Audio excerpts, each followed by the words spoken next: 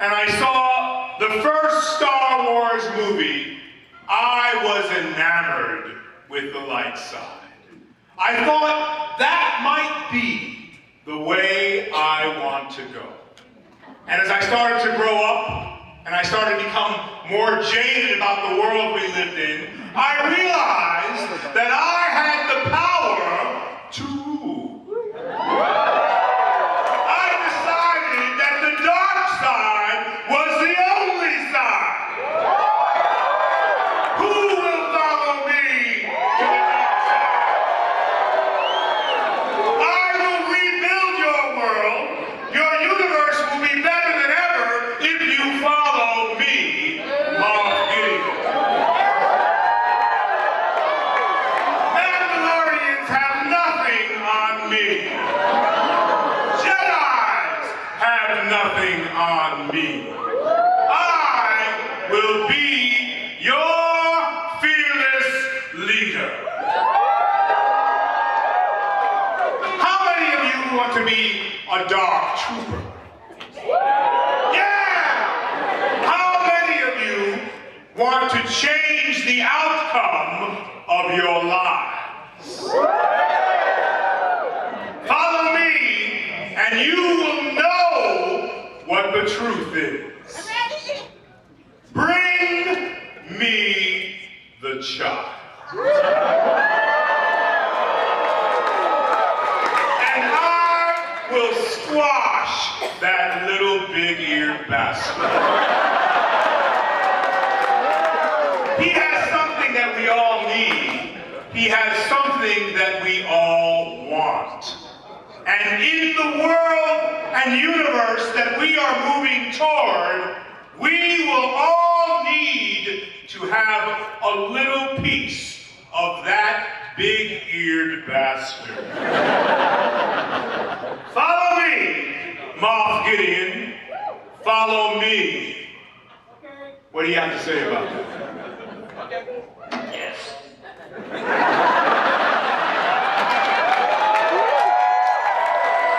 And how about you? Long live the Empire. Long live the Empire!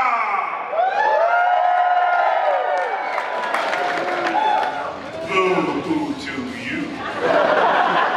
And what do you have to say? Just as I thought. Now I know we're all eagerly awaiting the new Mandalorian movie. In the works right now, and should be something that you all have great anticipation about. It is coming soon. No spoilers. No spoilers.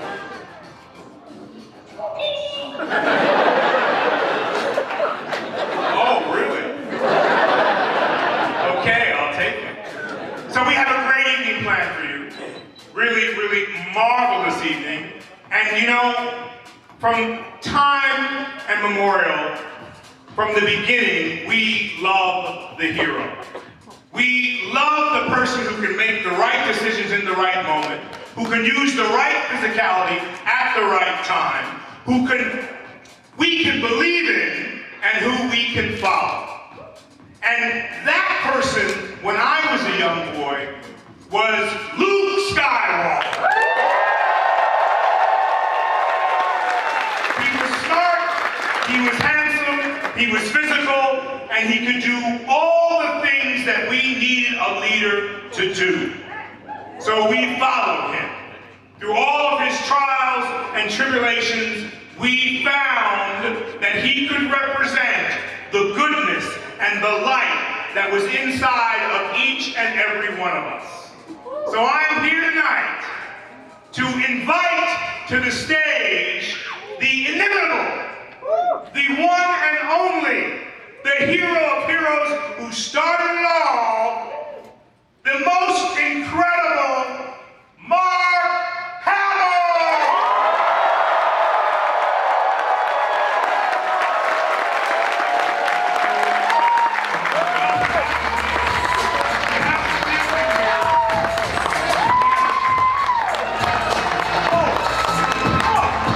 We don't have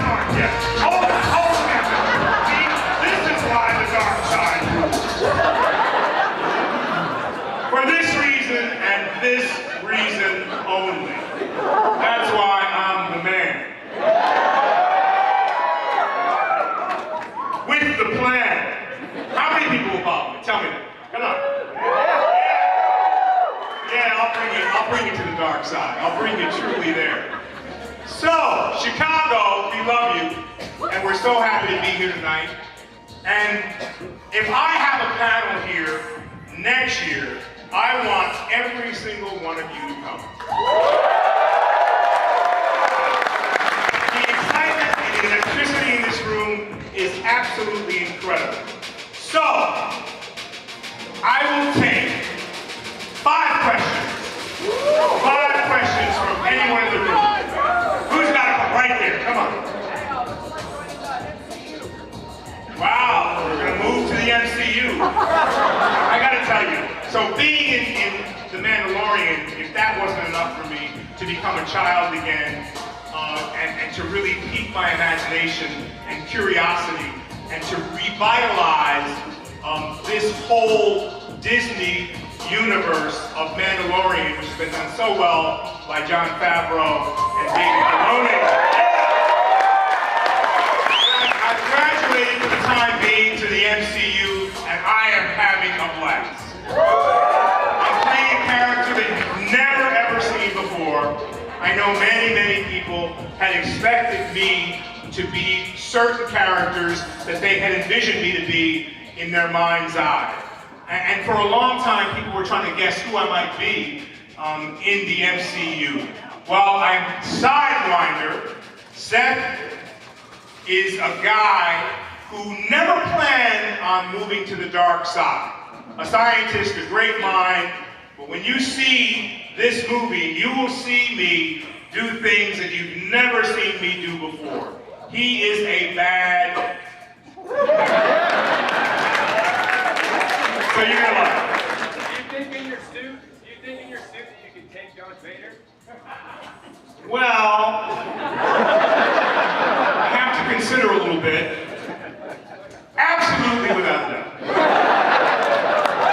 Yes. Out of all the characters you play, what's your favorite one? Out of all the characters that I've played, what is my favorite one? Well, you know, I don't draw many comparisons, and I have been very, very blessed. I feel like I've had a great career as an actor. I feel like moving into really huge tentpole films, the MCU world, the Mandalorian, Star Wars world, has afforded me time and to reflect and to have fun. Part of what I feel about our lives is that we should have fun. It shouldn't be that difficult. We shouldn't forget to be children again. And so my favorite roles have been Moff Gideon, because I get a chance to play on the big stage with the big boys and big girls, and to be in a world that is magical in its juxtaposition of light and dark, and it's a world that allows us to see what we could be, or what sometimes we think we want to be, and it empowers us to be who we really are. So without haste, I want to invite to the stage the inimitable, the fantastic, the hero of heroes, the person we've been waiting for, who represents the light, Mark Hamill!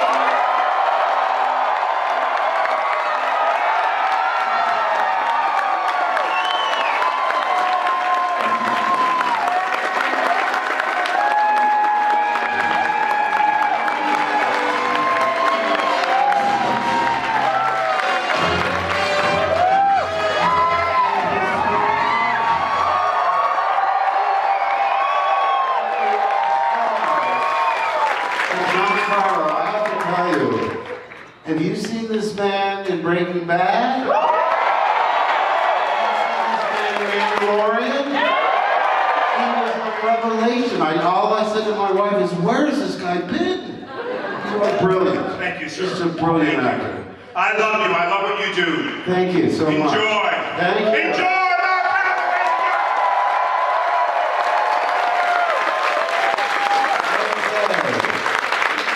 So, what do you want to talk about? Thank you.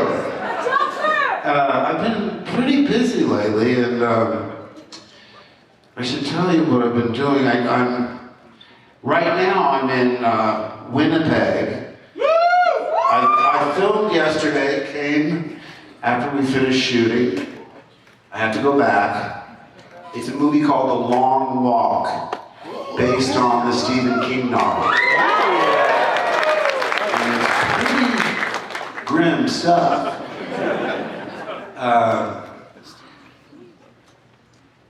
And I mind because I first worked with Mike Flanagan in The Fall of the House of Usher.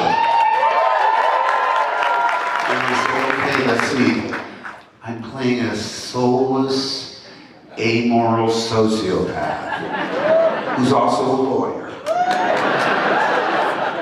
Why didn't they think of me? But I'm so grateful to Mike, because I was a huge fan of his before he contacted me. I loved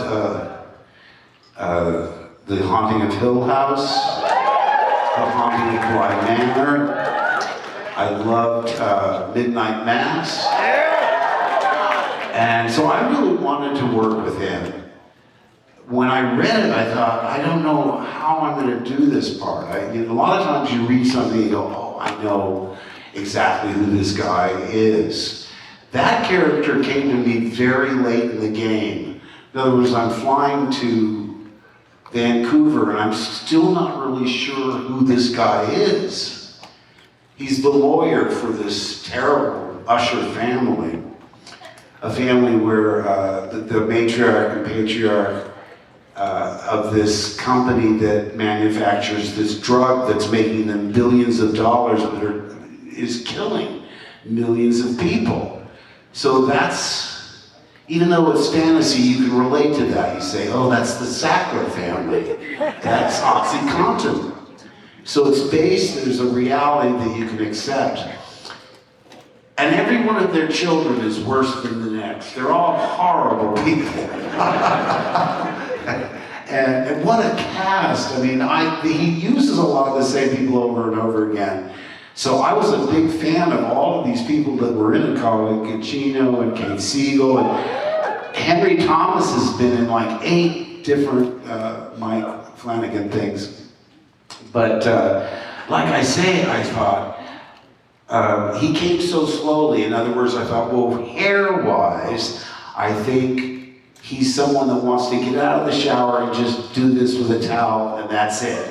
So cut it short enough so it just lays down. I don't want it sticking up, but short enough so it just barely lays down. So we got the haircut. And then I started looking through the glasses that they had. And I found a pair of glasses. I put the glasses on, so I'm getting closer. Then a lot of times you have to understand, wardrobe really is a crucial part of what I do, because they showed me various suits and I tried them on and I finally found the suit, and then a hat, very important, found the hat. And eventually, because they have to do a screen, they test what you look like on camera, turn to the left, turn to the right, look up, look down, all that stuff. And I was nearly there, and it wasn't until the very first day of shooting, I'm in the office, I'm the family lawyer, like I say, and I'm not exactly sure what the line was, but when I started doing my dialogue, I just started talking like, he'll be there Thursday night, I'll contact you later. Just deadpan, but I wanted to convey like a deadness in his soul, a deadness in his spirit. So I just talk like this. And, later in the morning, we did Shot the Master, we're going in for coverage. And Mike walked by me, and all he said was, love the voice. So I said, yes, I'm here. I finally knew who I was doing, but I don't like cutting it that close, believe me.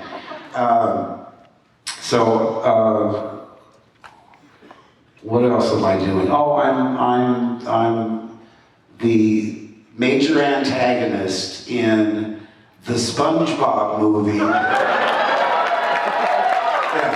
Search for SquarePants. is the name of it. Now, I have known Tom Kenny 30 years. He and his wife, Jill Talley, also from Chicago.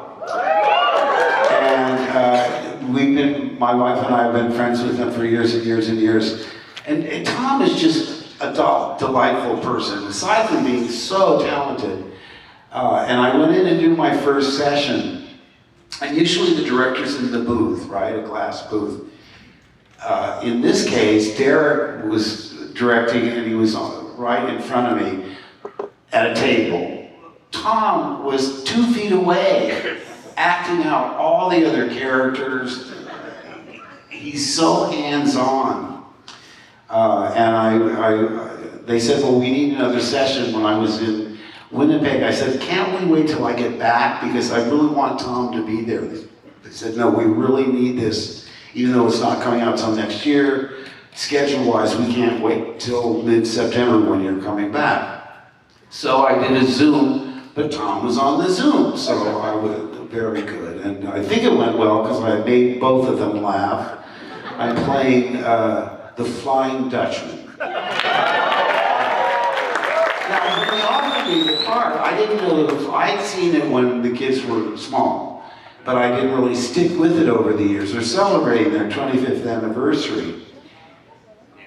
And so when I went to do my research, I said, oh wait, this is a villain that's been on the series a long time.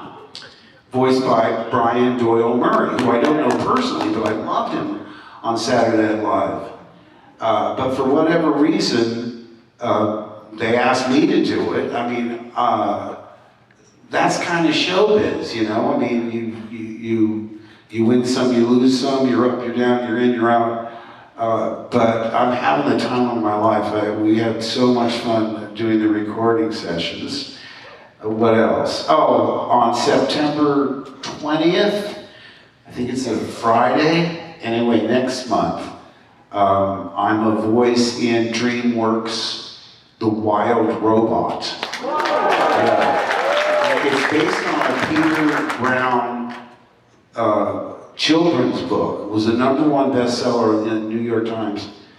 And I ordered the book as soon as they were interested in having me involved. And I was just, it's so moving and it's so, it's just thrilling. I mean, it's poignant and it's funny. It's about this high-tech robot that gets shipwrecked on an abandoned island and has to deal with nature. And I play Thorn the bear. And Catherine O'Hara's in it, who I adore, from Second City Television. She, the list too long to do her justice. But for me, SCTV, I thought was one of the greatest sketch comedies ever. I still love it. Pedro Pascal is in it. Lupita Nyong'o is the robot. And Kit Connor, who is wonderful. The whole cast is great, but what I was so thrilled to discover was they showed me footage when I went in to do my first recordings, because some of it was finished, and they kept the look of the book, which was such a relief because it's beautiful. And it struck me as one of those movies that the whole family can enjoy on different levels. Young children will like it, and adults will like it too. Now, I remember taking the kids to movies when they were small, where I was like gritting my teeth, thinking, "Ugh, I can't stand this."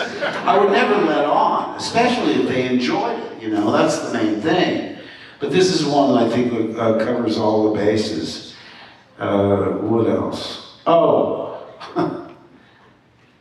Mike Flanagan wrote me an email. He says, I'm doing this movie, and there's a part in it for you if you're interested. And it's based on a novella by Stephen King. So I'm thinking, wait a second, between Mike Flanagan and Stephen King, this has got to be like you know, rip the top of your skull off horror of all time.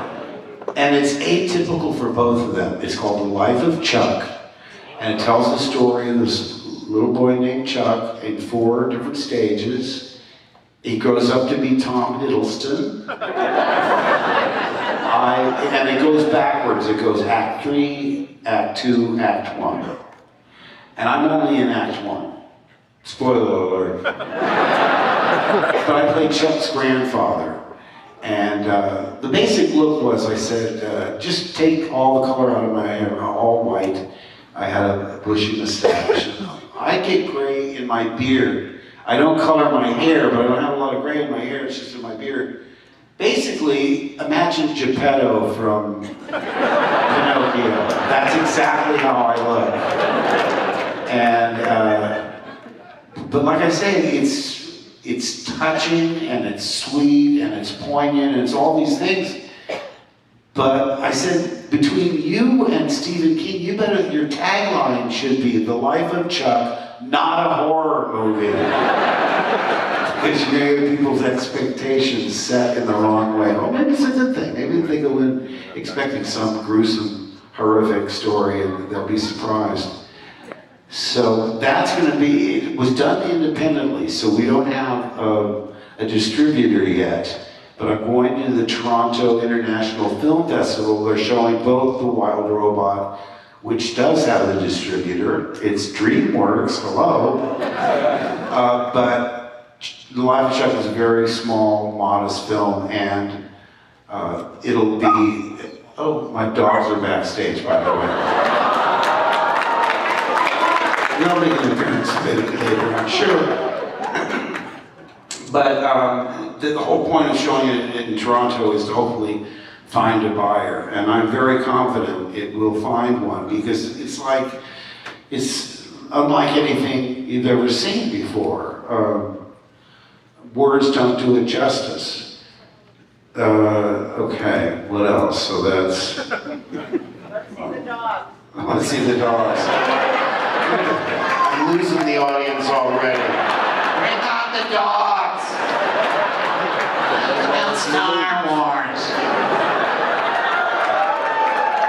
Oh, there she is. That's Millie. That's Millie. And she does love an audience. Mabel's a little more shy dog, which is now they're all rescues.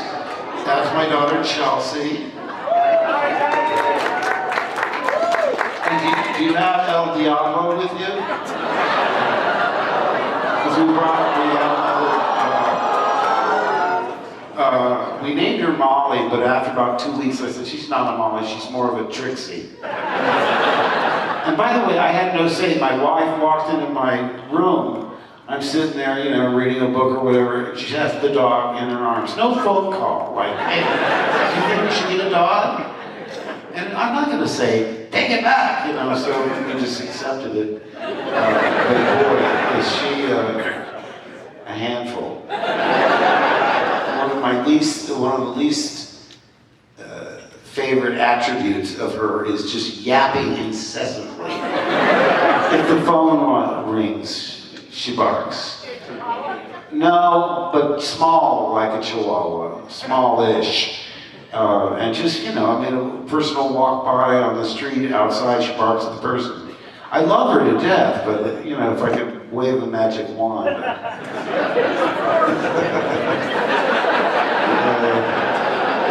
I think maybe she needs a companion. Maybe she needs a Norton.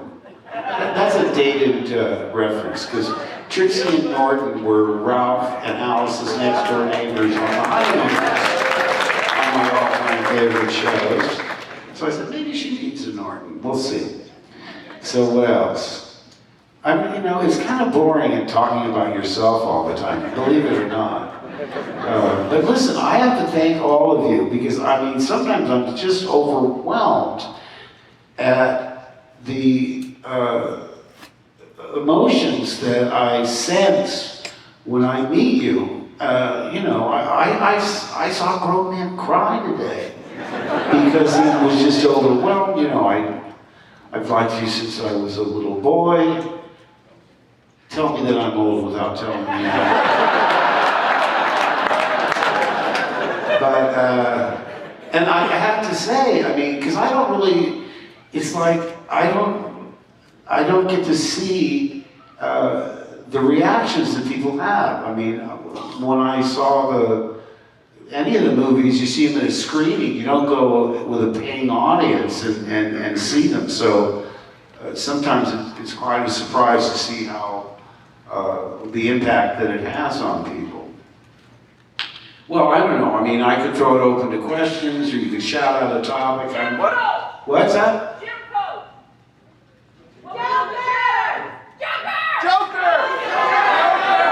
Okay, here, now listen, you probably heard this story before. When because I used to be much more into comic books than I am now. I read them as a kid. I mean, they were forbidden in my house. My father was an authoritarian military officer, Navy guy, and, you know, he said, you know, these are for morons that can't read real books. You can sort of get away with a Classics Illustrated. The Tale of Two Cities, well, all right. But I had to go to my friend's house to read Batman and Superman and all that stuff. But anyway, I was reading this trade magazine, I forget what it was, where they were talking about Batman the Animated Series. Well, I could tell from the people that they were putting together, I said, hey, this is going to be a notch above Super Friends and the Saturday morning version. They're clearly hiring not only writers that have experience writing comic books.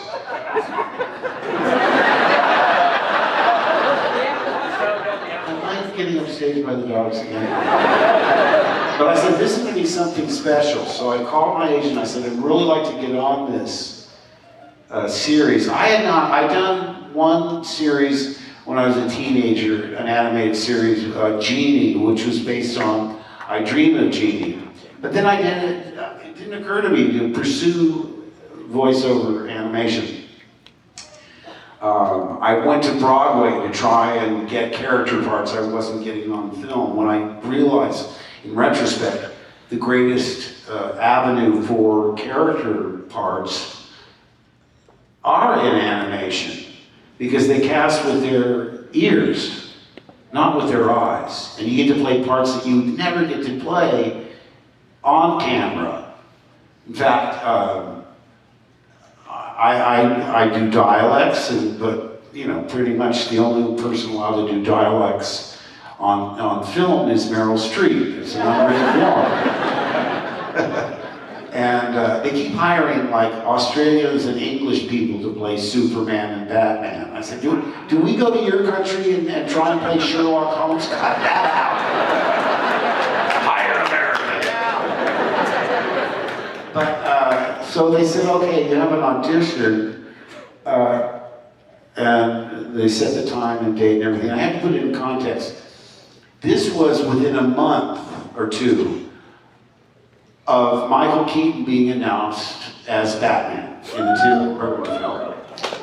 And at the time, all the comic book nerds just freaked out. He can't be Batman, he's Mr. Mom, he's a comedy actor, without having ever seen him, right?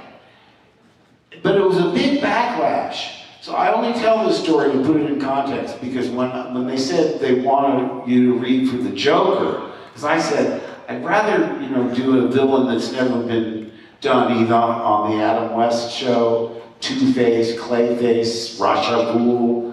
You know, I don't know that I want to try and do something that's been done before. They said, well, do you want the audition or not? I said, sure, I'll do it. And one thing, what happens is when you audition for something, sometimes your desire to get the part can throw off your timing. You know, they sense a neediness or a slight sense of desperation. I tell young actors, I said, act like you don't want it. Be aloof. The aloofer the better, as they said in Sweet Charity. And when I went in, I was following this wave of anti-Michael Keaton. So I thought to myself, well, if they freak out that Mr. Mom is Batman, how do you feel about Luke Skywalker being the Joker? Do you think that's a good idea? Maybe. So I knew I couldn't get the part. So I was completely relaxed. I knew I couldn't get it. I went in there thinking, I'm just going to make them really sorry they can't hire me. And I went in, there was one little drawing of him in black and white, that pose where he's standing with his finger in the air, and the only direction was 3 words, don't think Nicholson. Well, of course, the last thing I would do is try and imitate an actor of that greatness. But they had 3 finished episodes because they changed their mind about the original actor. And I don't remember much about it. Years later, I said to Andrea Romano, what was it that made you decide to go with me? And they said, oh, when we heard your laugh, we said, well, that's it. I mean, they looked at Paul Dini and Bruce Timm, they said, that's the guy. But like I say, I went in there, I wasn't arrogant or cocky, except in my own mind. Because when I drove out of the parking lot, I thought, good luck finding a better Joker than that.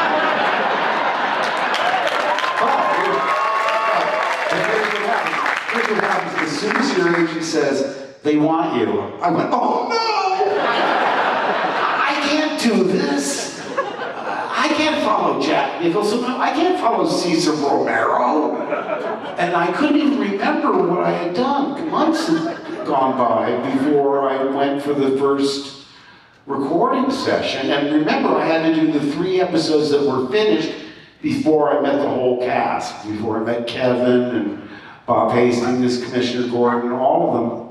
Because in those days, they had everybody in the cast there. If there were 30 characters, there would be 30 microphones in a row. You did it just like a radio play where you started on page 1, you read it all the way through once, you got some notes and cuts, they break for about 10 minutes, and you come back in, you start recording on page 1 all the way to the end. I mean, it's not so much like that anymore. They like to record you separately so they can micromanage every syllable. And it's at a disadvantage because, like musicians know, you really play off the other people's rhythms and styles. Somebody will say a line where, oh, I didn't expect them to say it that way, and then you react to how they deliver the line.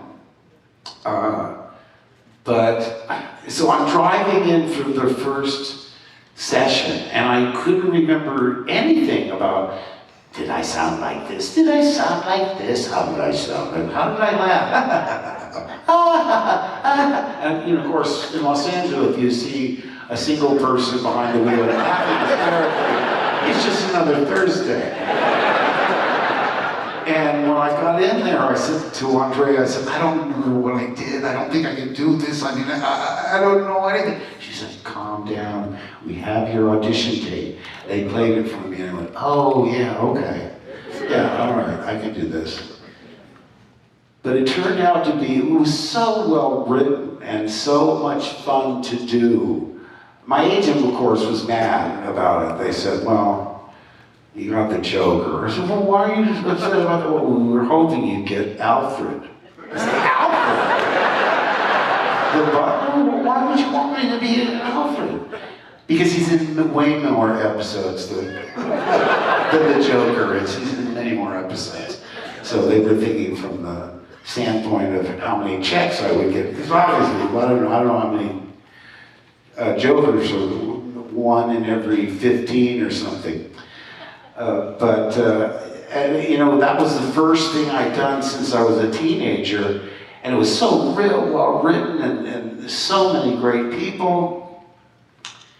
I just assumed, and it really, what happens in Hollywood is if you do one thing well, they want you to do the same thing over and over and over again. So I was sort of typecast as a megalomaniacal villain. I did Hobgoblin on Spider-Man.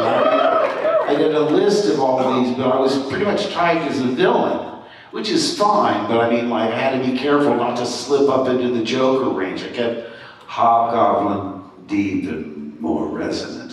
Anyway, when I finally got to work with the entire cast, it was just a joy. And, you know, I just assumed all animation is going to be this good.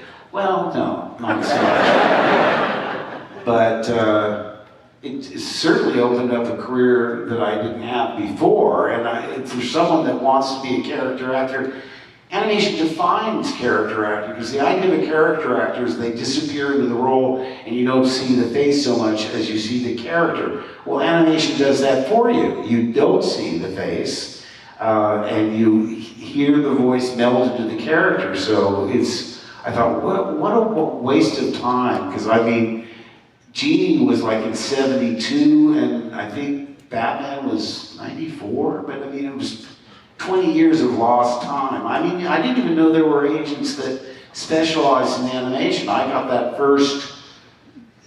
got both Genie and Batman from my regular theatrical agent. I said, there's animation agents? They said, oh yeah, when I got to meet all the people in voiceover, some of the nicest people in show business, because I've done television, movies, Broadway, off-Broadway. I've worked in every kind of situation an actor would work in, and they are so welcoming. I mean, as soon as later they said, oh, we thought you'd show up in a limousine and have a minder, you know. No. Show up on time, do the work, and they accept you within hours. And there's so many wonderful people in voiceover. I remember the first time Arlene Sorkin came in. Now, Joker usually would have henchmen, what we basically call, yeah, boss, where he gives out there you go, yeah, right, boss, right. And one episode had Joker's henchwench. And she actually, Arlene was a friend of Paul Dini, who wrote some of my favorite Joker episodes. She comes in, I remember this so well. We start reading the episode, and we get to her, and she does a voice that's sort of like, if you've ever seen Judy Holliday in that movie with Broderick Crawford. Born Yesterday. What's it? Born Yesterday. Born Yesterday, exactly. She does this voice that's sort of like vacant. She sounds empty-headed, but she's much smarter than she lets on. But anyway, when she came out, I can't do it, but when she said, yeah, boss, or whatever it was, I fell off the chair. Oh my God, so good. Now, I don't have any casting approval, but as soon as we took a break, I went to the producers and I said, you've got to have her back. It's so great. And sure enough, you know, when she came back, now she had a name. Now she was Harley Quinn. And the rest is history, because, you know, she wound up getting her own comic book title, and, you know, it's become one of the more popular female characters, I guess, since Wonder Woman and Lois Lane in the DC universe. And now she's done by Tara Strong. And it's just a great character, great fun, and a great oh, I see my socks are showing up.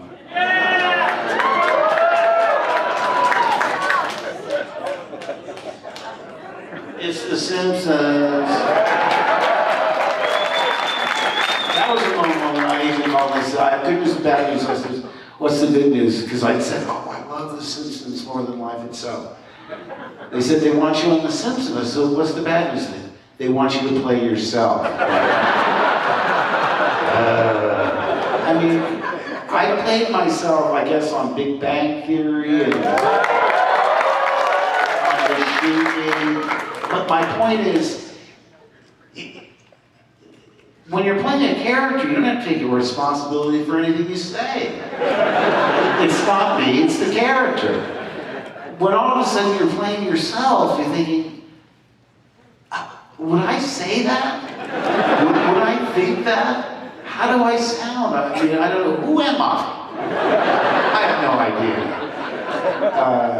But I said, okay, they should throw me at least a second character, just so I don't just have to play myself. And they did. They gave me the Lavelle, you are the sorriest bunch of recruits I've ever seen. That guy. And they later had a character that I thought, I think I influenced that, the Texan with the hat.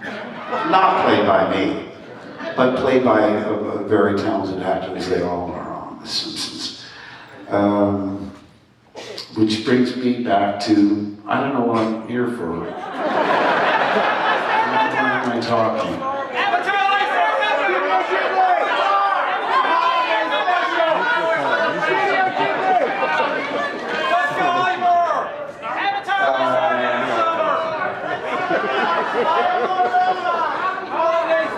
Avatar? Oh, yeah, I'm Fire Lord Ozai. Let me tell you something. When I read Avatar, I loved it. And I didn't say this to the people at work, but in my own mind, I said, this thing's going to be 5 episodes and gone. It's too smart for Cartoon Network. There's no flow. You don't go from Powerpuff Girls to that show, and then back to Two Dumb Dogs or whatever it is. So I said, I don't think it's going to last. What I didn't realize is that if you write up to children, not down to them, you can not only engage them, but their parents might watch with them. And that's what happened with that show. That's why it got renewed over and over and over again. And I'm frequently wrong. I remember, what was another one? Regular Show. I enjoyed it, but I said, it's got a kind of a Beavis and Butthead vibe in that it's about these two losers that are highly critical of everybody else. You know, Mordecai and Rigsby. And I didn't think that one would go. Because I thought, you know, if it were on Adult Swim and they could make pot references and stuff, that's one thing, but this is for kids. Well, 8 seasons later, I had to tell Dave Lawson, who created it, I said, you know, I had to admit, I didn't think it was go. I told him the very reason I just told you. And it reminded me, maybe I should write a book of advice and then people just do the opposite, like George Costanza on Seinfeld. Here's an interesting bit of news. I just heard this last week. They want to do 44 more episodes of the regular show. Is that where I'm Skips? That's Skips, right? Yeah, that one. And William Sawyers, who does Mordecai, DM'd me, you know, saying they're going to do 40, they're short cartoons, 2 cartoons make up half an hour. So it's the equivalent of 22 new half hours, but 44 new cartoons. And he DM'd me and said, did you hear the news? He said, I'm just worried, are you in or not? Like, I've somehow outgrown them. No, I'm sorry, I don't do that anymore. I've grown beyond Skips. I said, I wrote him back, and I said, there's only one Skips. And he's very much looking forward to meeting again with his old pal Rigsby. And he sent me a gif of, you know, somebody dancing with joy. So we're going to do that. But who knew? I mean, this thing's got to be 7, 8 years old. I don't know why. But animation has just been such a gift for me. I remember doing Time Squad with Rob Paulson. One of the funniest, nicest, most talented people I've ever met. And the pint-sized, hilarious, and foul-mouthed Pamela Adlon. Oh my God, the words I can't even tell you here. And she does it with such, you know, just like casual conversation with F-bombs and oh my God. But she's delightful. I'd wake up in the morning and say, what are we doing? Oh, we're doing Time Squad. I love that show. And what was great about that, because it was very similar, I guess, to Peabody's Improbable History on the old Bullwinkle show. Oh, yeah. The plot was they were travelers, space travelers, that history wasn't altered in any way, to make sure Ben Franklin flew that kite in the lightning storm. So every episode would be a historical figure, and you know, as silly as it was factually correct. So you learned without knowing you were learning, which is the best way to teach kids. And every episode we had a guest star playing some historical figure, whether it was Nero or Benjamin Franklin or whoever it was. And every week was some other wonderful voiceover actor that we got to play with, which was great fun. So where are we? Did Wild Robot, The Life of Chuck. Trickster! Listen, Boy in the head! There goes Star Wars! The boy in the head! talk about Carrie Fisher. Well, listen, that was devastating. I don't know what level you took it at, but I mean, to me, my wife came into the bedroom. She gets up earlier than I do. I was still asleep, and tears streaming down her face, saying that Carrie didn't make it. And it forever altered, you know, how I reacted to Star Wars in general. The heart was gone. It was just, I don't talk about it because I don't like reliving it. She was so much fun. You always knew you were going to laugh and have a good time when you were around her. Unless she was manic depressed and then you'd flee her dressing room. She wasn't easy, but she was unlike anyone I'd ever met. I remember we decided to have dinner together before we started working on the first one, just to get to know each other a little bit. And within 10 minutes, she's telling me these details about Debbie and Eddie, and so unvarnished. You're thinking, should I be hearing this? Details about Eddie's drug addiction, and oh, you don't want to know. Because I mean, I said, this is the kind of thing you would share with somebody that you've known for 10 years. But she was completely unvarnished and you know, harrowingly candid.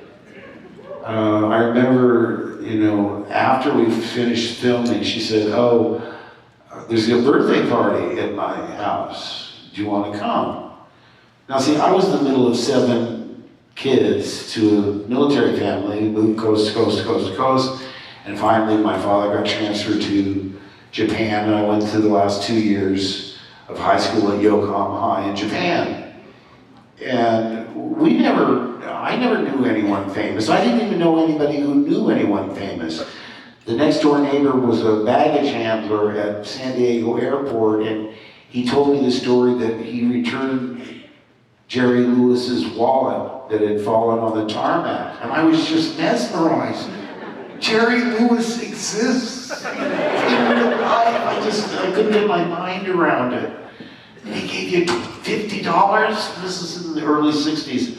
He must be so rich. But that was the only encounter I had with celebrity whatsoever. Well, I go over to Carrie's birthday party, and first of all, the driveway is filled with Maseratis and all these luxury cars.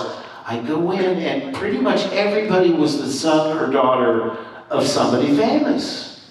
Dean Martin's kids were there, and you know, you name it. It was, you know, it's like that line from Sweet Charity. This place is so filled with celebrities. I'm the only one here I've never heard of. But I thought, it's a different life. She really is royalty. She's Hollywood royalty. She had an upbringing unlike anything I could relate to. But it just seemed right, because I went over to do that movie, and we went to North Africa first to do all the Tatooine scenes. So it was me, Sir Alec Guinness, Anthony Daniels, and Kenny Baker, and Uncle Owen and Baru, Phil Brown, and Sheila Fraser. And we shot there for 2.5 weeks or whatever it was. And then we came back to London to start the rest, to continue on. And first Harrison came over. Now I had met him when I did the screen test. And I knew him from American Graffiti and The Conversation, the Francis Ford Coppola film. And, you know, he shows up and he's just, come on, too cool for school, right? And I immediately, I think George casts people that are so close to what he wants, he doesn't really have to, you know, deeply analyze and he doesn't want to hear backstory and motivation. That's not his thing. He comes alive in the editing room. But like I say, Harrison comes on and I'm just like, instant, I just idolized him. I think he's so cool, he's so, you know, devil may care, doesn't give a heck. Hey, I don't work blue. I've said that before, you know, I say,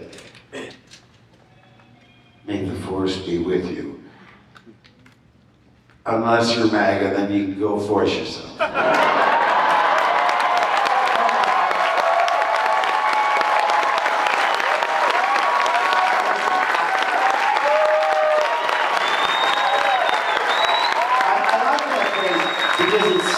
Dirty, but it's not. And hey, I don't wear blue. And I promised I wouldn't bring up politics. I won't tell you how to vote, but I do hope you're all voting. And it's so simple. You can go to iwillvote.com. It's easy to understand, and a lot of times I've heard from people that say, I thought I was registered, but somehow they threw me off the roll. So do go to iwillvote.com. And that ends my political portion of the show. How long have I been out here? It's 9:02. When did I come on? 9:01. All right. Okay. Well, I'll talk fast.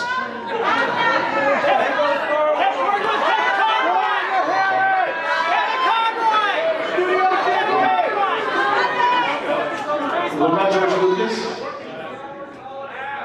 Oh, well, I was disappointed that he didn't direct. I didn't understand why he wasn't going to direct Empire Strikes Back, and, you know, why wouldn't he do that? But what I didn't realize was he was setting up Lucasfilm. I mean, it was such an unexpected positive reaction. He went from 0 to 11 billion immediately. And we were lucky to have Irv Kershner. Now that was a director that wanted to talk about backstory. He's a real actor's director. And we should give him full credit because, you know, Empire immediately struck me as deeper, more cerebral. The introduction of Yoda was genius. And you could talk about spiritual things without making people uncomfortable, like they're talking about religion or anything. You could interpret it as deeply or as on a surface level as you wanted.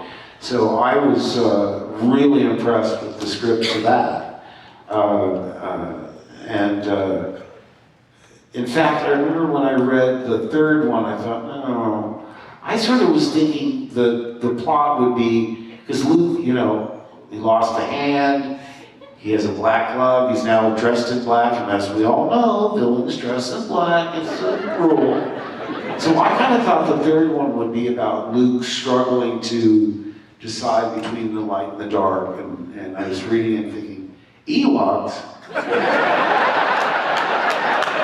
I said to George, what, are you going after the teddy bear market now? But no, but he always wanted the idea of having this, like a really primal, primitive culture going up against the high technology of the Empire. You know, they're bringing down the walkers with, you know, vines wrapped around the legs and catapults. It's just an interesting kind of, you know, and I saw a movie recently like that really impressed me because, you know, I love all the Alien and Predator. I love all that stuff. But I was not expecting, I saw Prey. Have you seen this thing? Oh my God. P-R-E-Y. So, you know, because I thought, you know, you kind of accept that once you have established whatever the premise is and what the characters are, it's all variations on the theme. By setting it 300 years in the past, where the Predator is in this culture that is so primitive. You know, he's got like a wristwatch. He pushes a button and kills 12 people without even aiming. How are these primitive natives going to be able to take them down? I was riveted, and it's so immersive. You really feel like you're living in that culture because they show you how they live, how they make food, how they hunt, all of these things. I wasn't expecting to love it as much as I did. And I heard my son saw the new Alien. I said, no spoilers!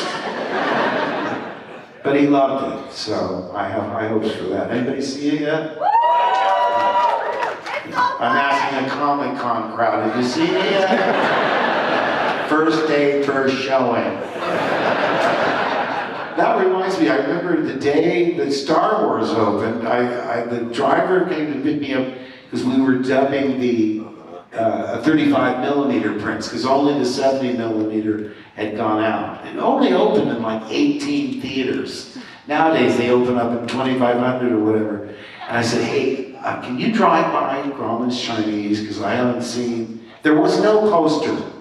There were big fights at 25th Century Fox on how to promote it, and George didn't like any of the posters. So there was no poster.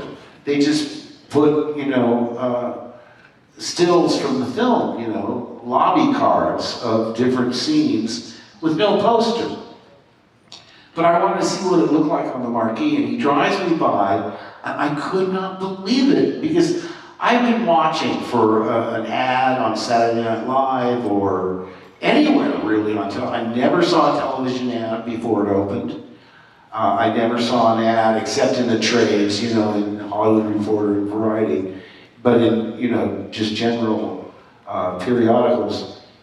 But I was stunned. There were lines around the block.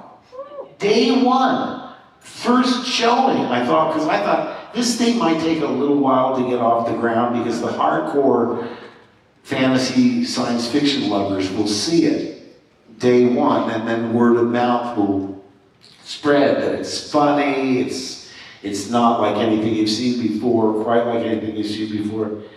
But I thought it would take a while. I thought, you know, it'll build, but you know, when we were making it, I remember Robert Watts, the production manager, had me in his office the very first day. And he said, what do you like? How would you like to be addressed? Would you like to be called Mr. Hamill or Mark? I said, hey, I'm easy, you know. I'll respond to hey you. Do you know, to this day, he calls me hey you. Robert Watts, love him so much, and he's always called me hey you. And he said, what do you think about this little enterprise we're about to embark upon? And I remember saying, I said, I think we're on a winner. Not many people have an impression. You know, we ask Harrison,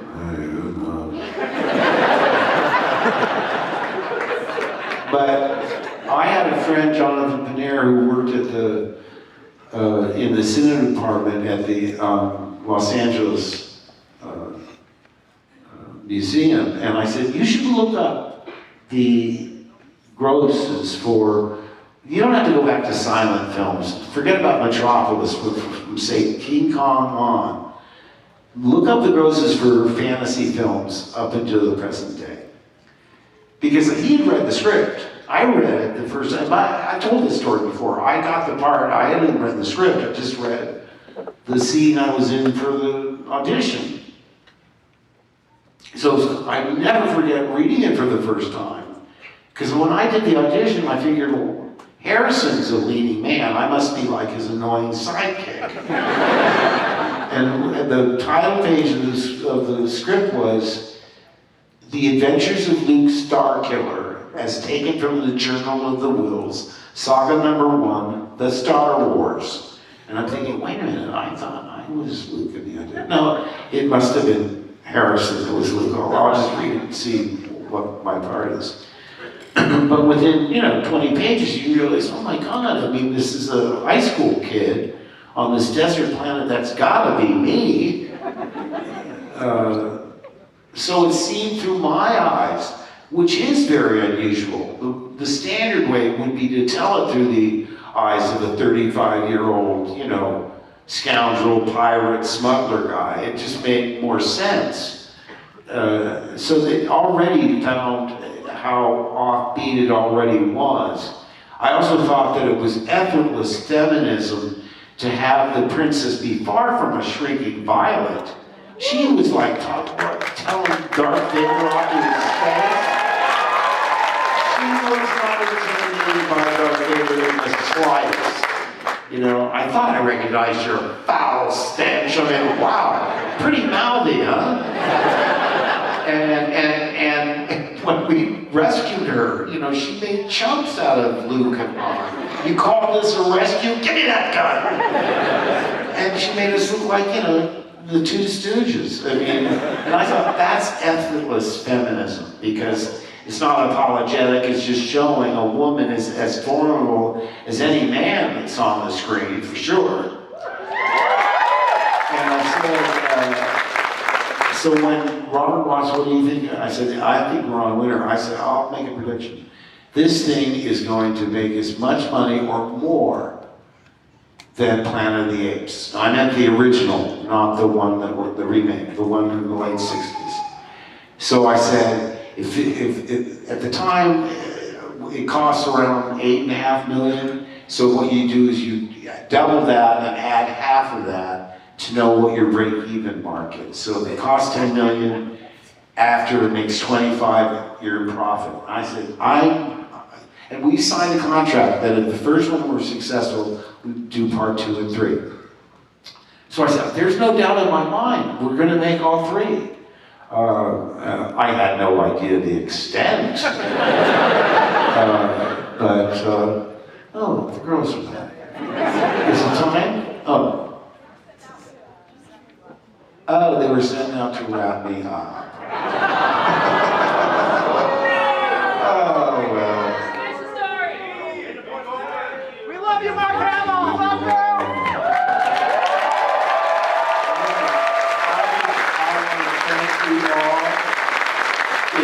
I've said this many times, if it weren't for the fans, I wouldn't be here. You have been so loyal and so committed throughout, not just the ones I was in, the prequels and the sequels and Rogue One and all the animated shows, Clone Wars, all I mean, listen, this thing has become, I was there at the humble beginning. Remember, George called this the most expensive, low-budget movie ever made. Because every penny had to show up on the screen. The only actors they had to pay real salaries to were Alec Guinness and Peter Cushing, because they were established actors. We all made it I think we all made $1,000 a week, is my memory. And I remember complaining to my agent. I said, wow, I'm making 10 grand on primetime TV shows. She said, hey, get a grip. It's George Lucas, it's Sir Alec Guinness, it's a feature film. I went, oh, yeah. And the truth of it is, I've never been motivated by money. I've always been motivated by the character and the property. I remember watching What We Do in the Shadows, and I said, I would pay to be on that show. I had so much fun doing it. But again, I want to thank you all from the bottom of my heart. I can't be more sincere. I love you.